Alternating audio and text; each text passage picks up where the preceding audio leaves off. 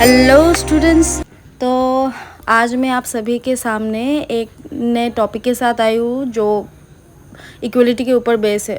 ठीक है, तो इक्वलिटी क्या है? इक्वलिटी का मतलब तो आप सभी जानते ही होंगे कि इक्वलिटी का मतलब समानता है। तो ये टॉपिक इतना क्यों ज़रूरी है, क्योंकि जितना भी कम्पिटिटिव एग्ज़ाम्स है ना, तो उसके लिए तो ये बहुत ज़रूरी टॉपिक है। तो सिविल का जो एग्ज़ाम है उसके लिए भी, तो सिविल का क्या होता है कि प्रीलिम्स वगैरह जो होता है ना, तो वहाँ पे तो इक्वलिटी के ऊपर एमसीक्यूज़ आते हैं, स्टेटमेंट बेस्ड क्वेश्चंस भी आते हैं।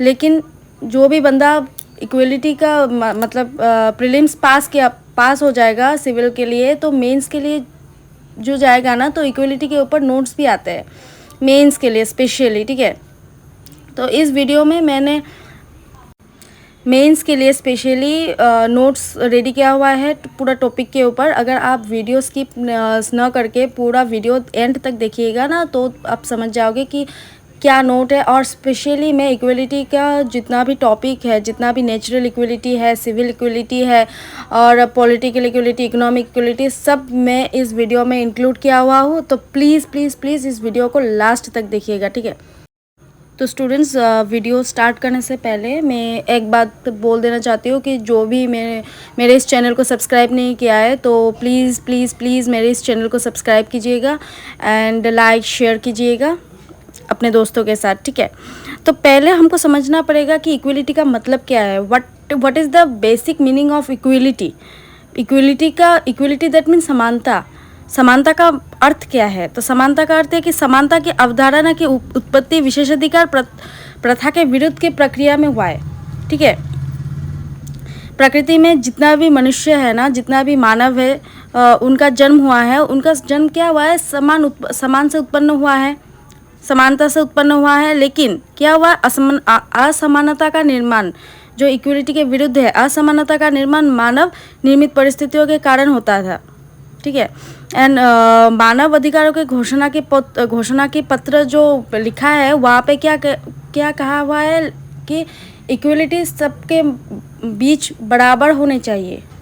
कोई अमीर हो या कोई गरीब हो, वो तो होता है पैसों के हिसाब से, लेकिन equality that means right to vote और राइट टू फ्रीडम, ऐसा अधिकार जो होता है ना, स्वतंत्रता का अधिकार, वोट देने का अधिकार, सबका समान होना चाहिए, चाहे वो अमीर हो या गरीब हो। ठीक है, इक्वलिटी का मतलब ही है समानता। तो स्टूडेंट्स, ये इक्वलिटी का ये मैंने एक नोट रेडी किया है आप लोगों के लिए। तो चलिए स्टार्ट करते हैं वीडियो को। तो आज जो टॉपिक है तो वो है इक्वलिटी। इक्वलिटी का मतलब ये समानता। ठीक है, तो क्या मैंने ये यहाँ पे क्या लिखा है स्टार्टिंग में कि equality originates from aequalis, aequus and equalities. These words are all French and Latin words.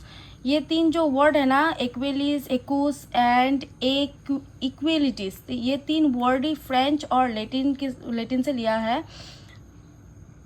The actual meaning of the words is equal. और ये तीन जो वर्ड है ना, ये तीन वर्ड का जो मीनिंग है वो है इक्वलिटी, इक्वल। ठीक है, समान। In general term equality means full equality of treatment and reward for all. तो इक्वलिटी का मतलब क्या है? फुल इक्वलिटी, सबको सभी समान तरह से सभी को इक्वलिटी मिलना चाहिए, ट्रीटमेंट होना चाहिए सभी के लिए, सेम बेस पे सभी के लिए सेम ट्रीटमेंट होना चाहिए, एंड रिवॉर्ड फॉर ऑल। ठीक है, next point, definitions. The term equality used in political science. Political science में जो इक्वलिटी का मतलब दिया हुआ है, differs from uniformity, sameness and identity. Political science में इक्वलिटी का टर्म जो यूज़ किया है उसका मतलब है क्या? Uniformity, sameness and identity. Basically, political equality is that the equal right should be given to vote and also to contest in election, irrespective of caste, creed, religion and economic status. Equal citizenship provides as the right to vote, freedom of expression, movement and association and freedom of belief to everybody. तो इसका क्या मतलब हुआ कि समानता जो है ना, वो अभिन्नता दैट मीन्स क्या? अभिन्न असमानता, असमानता के परिचय से तो डिफरेंट है, तो समानता असमानता तो डिफरेंट है ही दोनों। तो मेन चीज़ क्या है इस टॉपिक के ऊपर, जो राजनीतिक समता है, दैट मीन्स पॉलिटिकल इक्वलिटी जो है वो जाति, धर्म और अर्थनैतिक अवस्था के ऊपर, अर्थनैतिक अवस्था के ऊपर जितना भी लोग हैं इस अर्थ में, तो उन सभी का इक्वलिटी इक्वल होना चाहिए, सभी का अधिकार इक्वल होना चाहिए, सभी को वोट देना इक्वल होना चाहिए। क्योंकि ऐसा नहीं है ना कि अमीर लोग वोट दे और जो गरीब है, जो पॉवर्टी लाइन के नीचे है, वो वोट ना दे।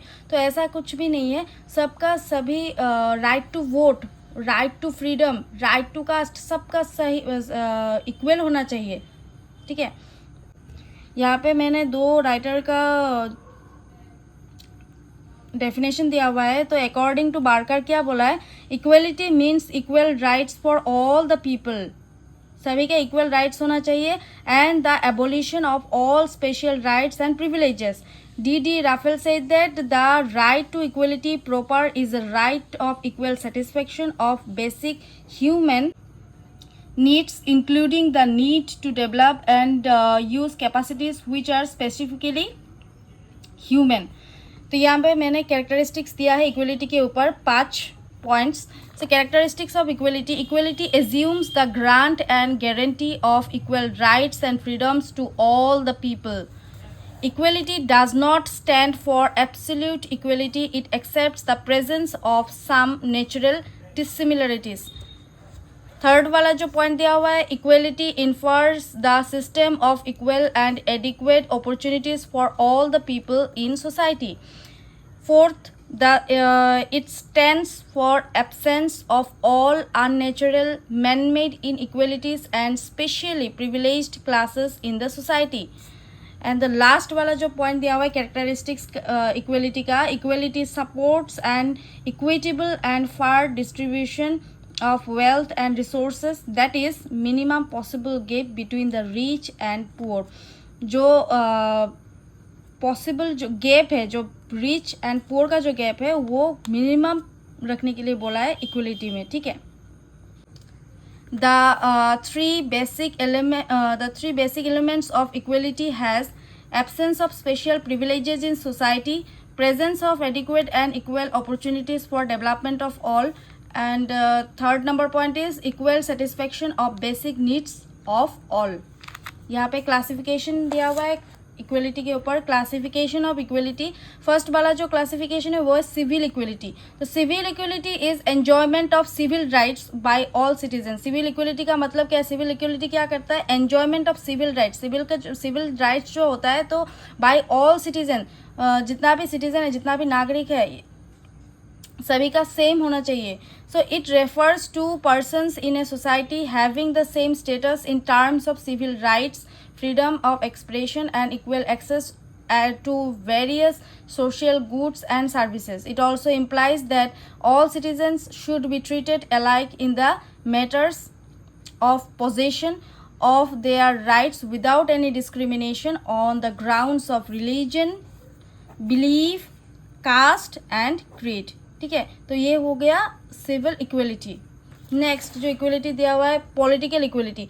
तो political equality implies that all citizens should have political rights and should have equal access to all offices of authority, that is universal adult suffrage। It also implies rights to form political parties and contest in election। So these rights are necessary in a democratic society। According to Indian Constitution के हिसाब से क्या हुआ है, the government shall not deny to any person in India equality before the law or equal protection of the laws। तो ये जो है ना equality deny to any person in India क्या हुआ है, equality before the law or equal protection of the laws। So it means that इसका मतलब क्या है, the laws apply in the same manner to all the people in India regardless of a person's status।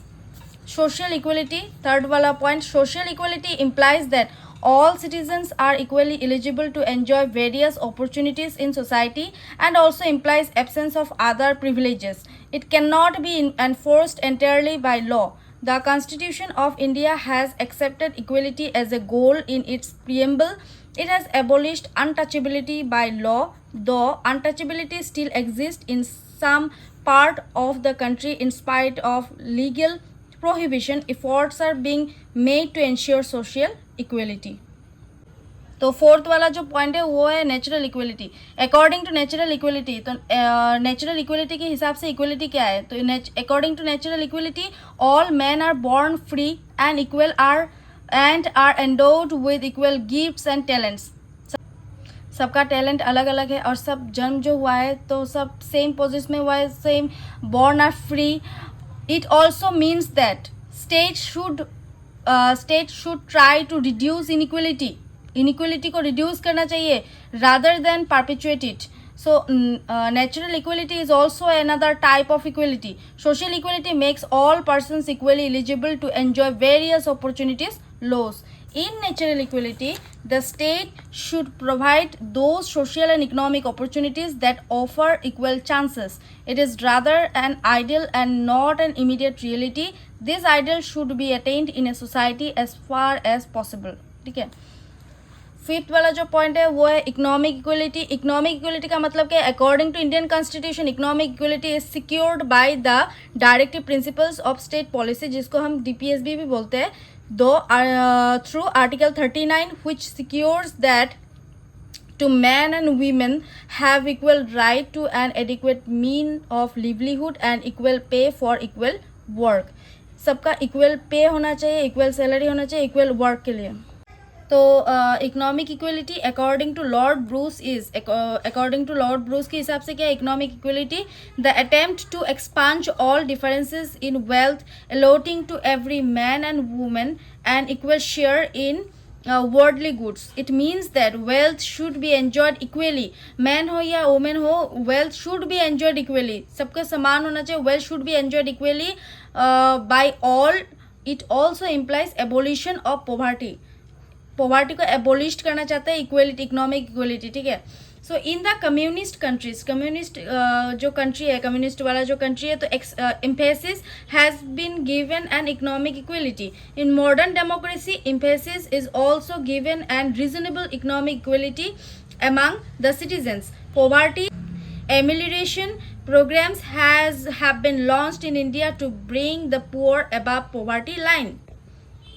तो students ये Indian constitution के हिसाब से Indian constitution article 14 से 18 तक इक्वलिटी का डेफिनेशन दिया हुआ है. तो आर्टिकल 14 में जो दिया हुआ है राइट टू इक्वलिटी का, आर्टिकल 14 वाला, equality before law and equal protection by law. The state shall not deny to any person equality before the law और the equal protection of the laws within India. The concept equality before the law is of British origin and equal protection of laws has been taken from the American Constitution. तो article 14 में specially क्या दिया कि कानून के सामने सब बराबर है. ठीक है. अब आप ये भी देख लीजिए कि ये भी हो सकता है कि कानून में सबका अधिकार सेम है. ठीक है. और कानून का काम क्या है? कानून का काम ये है कि सबको रक्षा करे. तो सबका अधिकार सेम है यहाँ पे और कानून के ऊपर कोई नहीं है, चाहे वो अमीर हो या गरीब हो, कानून के सामने सब बराबर है. और जो ये कंसेप्ट है ना right to equality before the law और equal protection of the laws, तो इक्वलिटी बिफोर द लॉ ये कहाँ से लिया गया है? British origin. ये ब्रिटिश ओरिजिन है. और equal protection of the laws जो है वो has been taken from American, ये अमेरिकन संविधान से, अमेरिका के संविधान से ये लिया गया हुआ है. तो equality before law is an element of the concept of rule of law. Rule of law is a basic structure of the Indian Constitution, so it cannot be destroyed even by an amendment. Here some explanations about Article 14 given below. यहाँ पे मैंने कुछ explanation दिया हुआ है article 14 के ऊपर. ठीक है. तो फर्स्ट वाला जो एक्सप्लेनेशन है वो क्या है? President of India and governor of the state could not be arrested in criminal cases. No court proceedings against members of parliament of state legislature for statements and votes in the house. Third number जो point दिया हुआ है foreign rulers, ambassadors and UN officials. Students article 15 में क्या दिया हुआ है? Prohibits discrimination based on religion, race, caste, gender and place of birth. तो इसका मतलब क्या है कि किसी भी आधार पर कोई भेदभाव नहीं होना चाहिए, चाहे वो रिलीजन हो, धर्म हो, रेस, कास्ट, जेंडर, मेल हो या फीमेल हो, या प्लेस ऑफ बर्थ, कहाँ पे जन्म हुआ है, ये कोई भी पॉइंट हो ना, तो किसी के ऊपर भेदभाव नहीं होना चाहिए। तो the first provision of article 15 provides that the state shall not discriminate against any citizen on grounds only for religion, race, caste, sex or place of birth. In the second provision में क्या दिया है? Article 15 says that no citizen shall be subjected to any disability, liability, restriction or condition on grounds only of religion, race, caste, sex or other place of birth with regard to क्या दिया? 2 points here given: access to shops, public restrooms, hotels and places of public entertainment, or the use of wells, tanks, bathing ghats, roads and places of public resort, maintenance wholly and partly by state funds or dedicated to the use of general public.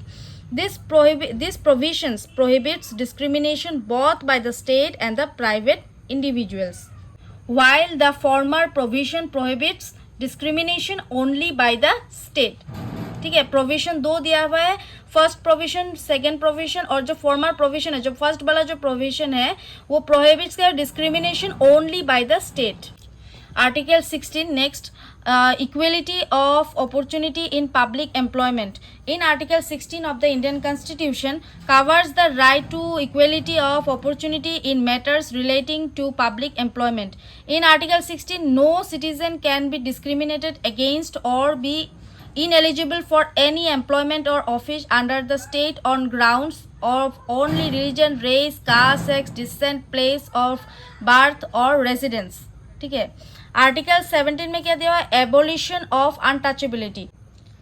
Parliament enacted civil rights act in 1955 for implementing it. So इसका punishment क्या है? Punishment for violation is imprisonment up to 6 months। 6 month का imprisonment होगा, और fine up to 500 rupees और both, and disqualification from contesting the election. In article 18 abolition of titles. Article 18 में क्या है? Military and academic titles can be used. Military और academic जितना भी टाइटल है वो यूज्ड होगा यहाँ पे। Padma awards are valid but it could not be used as prefix और suffix with the name of awardee. Title from a foreign country can not be used. So as we go through these all points in equality, we can say that the hereditary titles of notably like Maharaja, Rai Sahab, Raj Bahadur, Diwan Bahadur, etc., which are conferred by colonial status, are banned by Article 18, and as these are against the principle of equal status of all. ठीक है, तो जितना भी titles है, like hereditary titles है, महाराजा धीराज, दीवान बहादुर, राय साहब, राज बहादुर, और बहुत कुछ टाइटल है, तो वो are conferred by the colonial status. ये कॉलोनियल वाला स्टेटस है जो आर्टिकल 18 के ऊपर आधार पर ये बैन किया दिया हुआ है, ये पूरा का पूरा बैन किया है। And as these are against the principle of equal status of all. तो ये क्या है? इक्वल स्टेटस के ऊपर, इक्वल स्टेटस के लिए ये आर्टिकल 18 के हिसाब से, आर्टिकल 18 के आधार पर इंडियन कॉन्स्टिट्यूशन में ये बैन किया दिया हुआ है। ठीक है, तो स्टूडेंट्स आज के लिए बस इतना ही। तो ये पूरा इक्वलिटी के ऊपर नोट्स है, आप लोग लिख लीजिएगा आप अपने नोट्स पे, अपने कॉपी पे। ठीक है, एंड लास्ट में मैं एक बात बोल देना चाहती हूँ कि चैनल को सब्सक्राइब कीजिएगा, एंड वीडियो अगर अच्छे लगे तो लाइक कीजिएगा, और अगर आपको दूसरा टॉपिक के ऊपर नोट्स चाहिए तो कमेंट सेक्शन में कमेंट भी कीजिएगा। ठीक है, तो आज के लिए बस इतना ही। Thank you students.